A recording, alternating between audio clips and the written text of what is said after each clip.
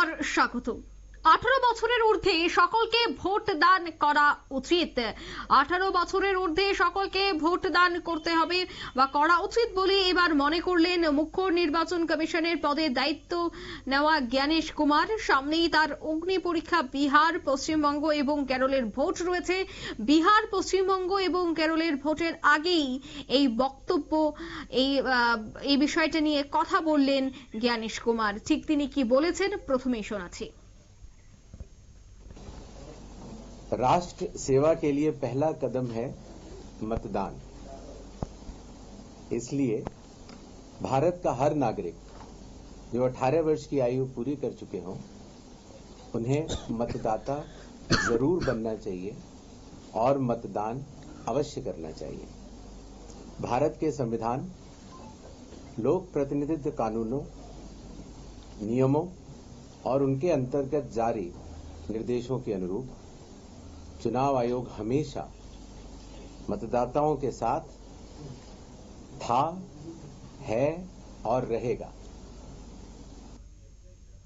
আপনারা শুনলেন নির্বাচন কমিশনের বক্তব্য। আমি সেই বিষয় নিয়ে আরো বিস্তারিত জানবো। টেলিফোন লাইনে যুক্ত হয়ে গেছে সুমন্ত ব্যানার্জি। সুমন্ত,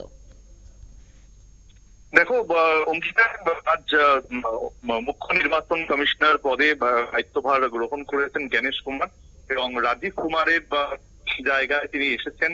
রাজীব কুমার দীর্ঘদিন এই পদে ছিলেন, তারপর জ্ঞানেশ কুমার যখন তিনি দায়িত্বভার গ্রহণ করেছেন এবং তিনি কিন্তু এই দায়িত্বে থাকবেন 2029 সালের জানুয়ারি মাস পর্যন্ত। এই যে তার কার্যকালের মেয়াদ তা আজ থেকেই বজায় শুরু হয়ে গেল। তিনি আজকে যখন নির্বাচন কমিশনের সদর দপ্তরে পৌঁছান দিল্লিতে, সেখানে থেকে স্বাগত জানানো হয়, ফুল দিয়ে তাকে স্বাগত জানান নির্বাচন কমিশনার। এবং তারপরেই আমরা দেখলাম যে তিনি সাংবাদিকদের মুখোমুখি হলেন এবং বললেন যে 18 বছরের ঊর্ধ্বে বা যারা রয়েছেন প্রত্যেককে ভোটদান করা উচিত এবং তারা যাতে প্রত্যেকে ভোটদান করে এগিয়ে নিয়ে যেতে পারে বা সেই দায়িত্বটা কিন্তু সকলকে নিতে হবে। সুতরাং তার যে এই বক্তব্য কিন্তু পরিষ্কার। এভাবে মানুষ এই ভোটদান থেকে বিরত থাকে, যেভাবে মানুষ বারবার একাধিকবার আমরা দেখেছি যে সেখানে কিন্তু মানুষ যারা ভোট দেন, নোটায় যারা ভোট দেন, সেটাও তো একটা পার্টিসিপেশন, কিন্তু সেই পার্টিসিপেশন গুলো যেন হয় সেটাই কিন্তু বোঝানোর চেষ্টা করেছেন মুখ্য নির্বাচন কমিশনার জ্ঞানেশ কুমার। তিনি তার দায়িত্বভার বুঝে নিয়েছেন এবং তারপর তিনি যে বার্তা দিয়েছেন সেটা নিঃসন্দেহে প্রতিটা মানুষকে আগামী দিনে এগিয়ে নিয়ে যাবে। তবে তার আগামী যে অগ্নি পরীক্ষা সেটা হচ্ছে মূলত এবছর বা শেষের দিকে কিন্তু ভোট রয়েছে বিহারে এবং বিহারের সেই নির্বাচনের পর আগামী বছর পশ্চিমবঙ্গে ভোট রয়েছে, কেরলে ভোট রয়েছে। দেখো, এই যে ভোটগুলো রয়েছে সেখানে সব থেকে গুরুত্বপূর্ণ বিষয় হলো যে বর্তমানে বিহারে যে ভোট হবে চলতি বছরের শেষের দিকে, সেখানে কিন্তু একটা অশান্তির একটা সম্ভাবনা রয়েছে। কারণ সেখানে কিন্তু এবছর আমরা জানি যে বেশ কিছু হট টপিক রয়েছে যেগুলোকে নিয়ে ইতিমধ্যেই প্রশান্ত কিশোর দলের প্রধান তিনি কিন্তু সরব হয়েছেন এবং বিপিএসসি পরীক্ষা নিয়ে যেভাবে বিহার উত্তপ্ত হয়েছিল সেই ছবি আমরা প্রত্যেকেই দেখেছি।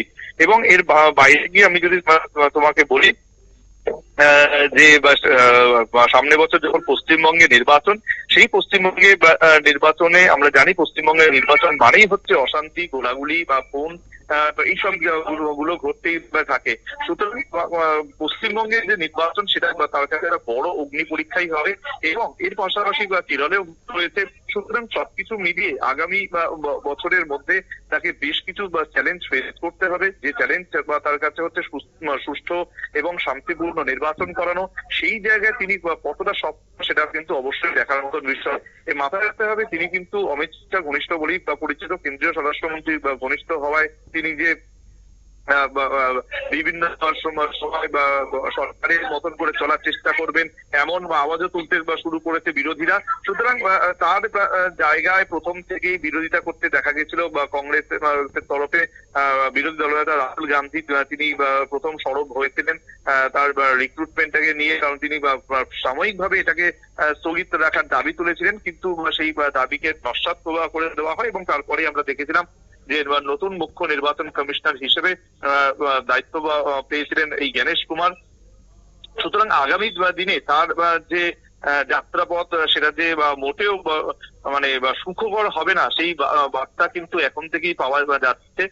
আগামী দিন তার কতটা কিভাবে যায়, কিভাবে তিনি পুরোটা প্ল্যান করেন, সব থেকে বড় ব্যাপার বিহার নির্বাচন দিয়ে তার মোটামুটি যাত্রা শুরু হবে।